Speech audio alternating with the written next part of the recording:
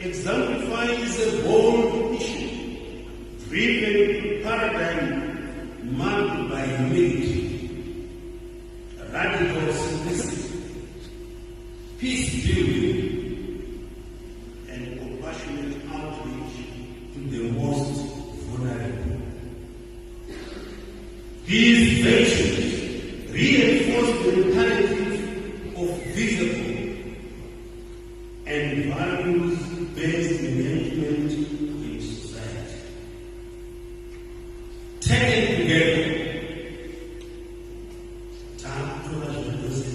Dr. Joseph Francis of Assisi. These two models establish a balanced leadership framework and continue to inform our conduct as leaders, citizens, and faithful believers. No change in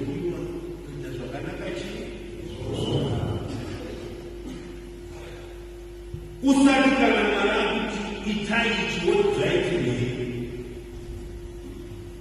sei maitaiti nulakukaranenzaiso waezekiya hezekiya akatoka majuta kwenguva yakareba akaita mambo anekurumira akazoona iye asingafana kufa achifana kutoka majuta ekusina mberi so mwari